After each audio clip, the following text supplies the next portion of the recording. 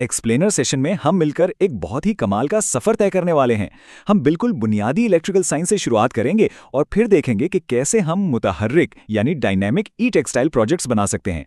जरा सोचिए, आम से बेजान धागों और कपड़ों में इलेक्ट्रॉनिक्स की मदद से एक नई जान डाली जा सकती है। तो क्या हम सब तैयार हैं?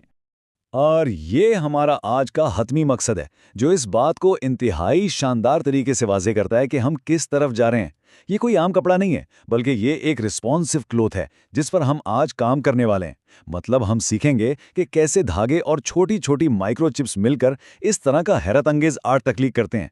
ये बिल्कुल जादू जैसा लगता है ना? अच्छा, तो जल्दी से आज का एजेंडा देख लेते हैं। हम सबसे पहले फिजिक्स और सर्किट्स की बुनियादी बातों को थोड़ा सा रिवाइंड करेंगे, फिर एक सादा सा फ्लैश लाइट प्रोटोटाइप बनाएंगे और आखिर में इन छोटी माइक्रोचिप्स को कपड़े का हिस्सा बनाना सीखेंगे। हिस्सा अव्वल, सर्किट्स की साइंस, बुनियादी बातें। तो चलिए सीधा इसमें गोता लगाते हैं। कोई भी इलेक्ट्रॉनिक प्रोजेक्ट शुरू करने से पहले इस सब एटॉमिक साइंस को समझना बिल्कुल लाजमी है, जो हर सर्किट की असल बुनियाद है। देखिए, हर चीज़ एटम से बनी है और ये जो इलेक्ट्रिक चार्ज होता है ना, ये दरअसल उन ज़ैली एटमी ज़र्रात या सब एटॉमिक पार्टिकल्स की एक बुनियादी खुसूसियत है। बस ये याद रखना है कि इलेक्ट्रॉन्स पर हमेशा -1 यानी -1 चार्ज होता है, जबकि प्रोटॉन्स पर +1 यानी +1 चार्ज होता है। और सच पूछें तो यही चार्जेस की कशमकश इलेक्ट्रॉनिक्स की पूरी दुनिया को चला रही है। अब सवाल ये पैदा होता है कि इन इलेक्ट्रॉन्स को हरकत आखिर कौन देता है? इसका सीधा सा जवाब है वोल्टेज। वोल्टेज बुनियादी तौर पर वो ताकत या दबाव है जो इलेक्ट्रॉन्स को आगे की तरफ धकेलता है। इसे पानी की सतह या वाटर लेवल की मिसाल से समझना बहुत ही आसान है। जिस तरह पानी हमेशा ऊंचाई से निचली सतह की तरफ तेजी से बहता है, बिल्कुल इसी तरह वोल्टेज का फर्क इलेक्ट्रॉन्स को सर्किट में बहने पर मजबूर कर देता है। लेकिन ठहरिए, बिजली को बेकाबू होकर बहने से रोकने के लिए एक और चीज की जरूरत होती है, जिसे हम मुदाफत या रेजिस्टेंस कहते हैं। ये बिल्कुल ऐसा ही है जैसे पानी के पाइप में एक स्पंज रख दिया गया हो। जिस तरह स्पंज पानी के बहाव को सुस्त कर देता है, बिल्कुल इसी तरह रेजिस्टेंस सर्किट में करंट के बहाव को कंट्रोल करती है, ताकि हमारे हसास और नाजुक इलेक्ट्रॉनिक पुर्जे महफूज रह सकें। इन तमाम बुनियादी बातों को मिलाकर एक सादा सा सर्किट बनता है। यहाँ हमारे पास एक पावर सोर्स है यानी बैटरी, फिर करंट को गुजरने के लिए एक रास्ता या मीडियम है, और आखिर में एक लोड है जो इस सूरत में हमारी एलईडी लाइट है।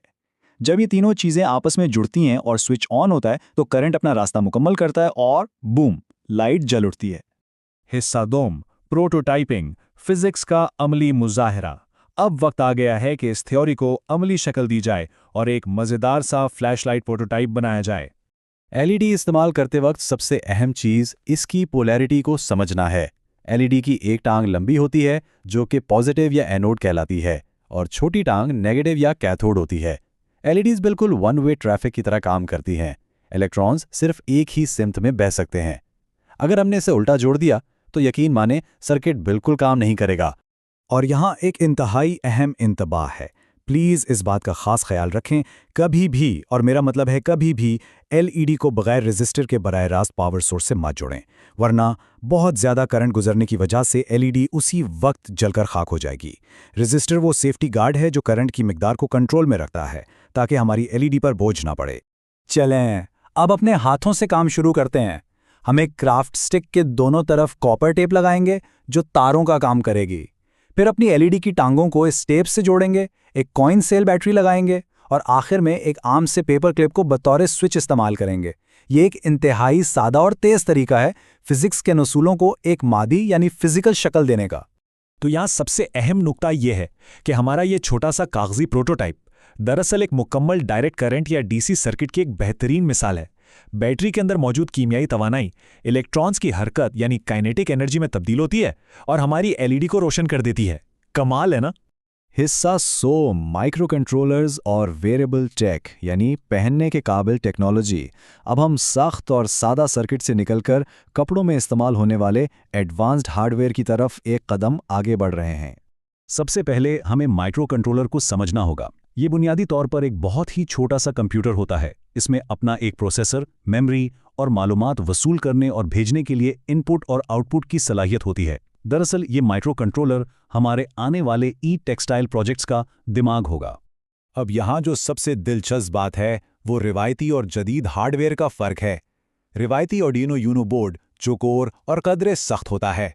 लेकिन इसके बिल्कुल बरक्स एडाफ्रूट फ्लोरा मुकम्मल तौर पर गोल है और इसके किनारे खास तौर पर ऐसे डिज़ाइन किए गए हैं कि उन्हें कपड़े पर कंडक्टिव धागा यानी बिजली गुजारने वाले धागे की मदद से बड़ी आसानी से सिया जा सके। फ्लोरा बोर्ड का साइज इतना छोटा होता है कि ये आसानी से उंगलियों के दरमियान आ जाता है। इसमें बिल्ट इन USB सपोर्ट मौजूद है और ये 3.3 वोल्ट आउटपुट देता है। बस एक छोटी सी वार्निंग हमेशा याद रखनी है, VBAT यानी बैटरी पिन को कभी भी इनपुट के तौर पर इस्तेमाल नहीं करना, वरना बैटरी को शदीद नुकसान पहुंच सकता है। हिस्सा चहारम, सॉफ्ट सर्किट की तैयारी, टेक्सटाइल्स में जान डालना। हार्डवेयर को समझने के बाद अब हम अपनी वर्कशॉप के आखिरी और सबसे ज़बरदस्त मरहले की तरफ आते हैं। ज़रा 3D एनिमेशन की दुनिया का तसव्वुर करें। वहाँ डिजिटल मॉडल्स बिल्कुल मुजस्मों की तरह बेजान होते हैं जब तक कि उनके अंदर एक डिजिटल ढांचा या रिग न डाला जाए। बिल्कुल इसी तरह हमारा कपड़ा भी उस वक्त तक बेजान है जब तक हम कंडक्टिव धागे और माइक्रो कंट्रोलर की मदद से उसमें एक सॉफ्ट सर्किट नहीं बनाते। ये सॉफ्ट सर्किट कपड़े को एक मुतहर्रिक, एक एक्शन फिगर में बदल देता है। एनिमेशन की दुनिया के इस उसूल पर गौर करें। एक रिगर मुख्तलिफ कंट्रोल्स बनाता है ताकि वो हर तरह की हरकत पैदा कर सके। आज की इस वर्कशॉप में हम सब वो रिगर हैं। हमारा फ्लोरा माइक्रो कंट्रोलर और कंडक्टिव धागे, ये वो इलेक्ट्रॉनिक रिगिंग है जो हमारे कपड़े को खुद को जाहिर करने के काबिल बनाएगी। तो चलिए देखते हैं कि ये सब मिलकर कैसा लगता है। हमने इलेक्ट्रॉन्स की बुनियादी हरकत से शुरुआत की, एक सादा फ्लैशलाइट प्रोटोटाइप बनाया और फिर माइक्रो कंट्रोलर के दिमाग को समझा। इन सब चीज़ों को जब इस कंडक्टिव धागे के साथ मिलाया जाता है तो ऐसा खूबसूरत और रिस्पॉन्सिव शाहकार तैयार होता है जो सेंसर्स की मदद से रोशनी और हरकत पैदा कर सकता है। और अब जबकि साइंस का इल्म भी मौजूद है, प्रोटोटाइपिंग का तजर्बा भी और माइक्रो कंट्रोलर का दिमाग भी हमारे पास है, तो सवाल ये पैदा होता है कि तैयार करदा ये इलेक्ट्रॉनिक ढांचा इस कपड़े की मदद से कौन सी नई और शानदार कहानी सुनाएगा। अपनी सुइयां, धागे और फ्लोरा बोर्ड्स उठाएं, क्योंकि अब हमारी तख्लीक का असल वक्त शुरू होता है।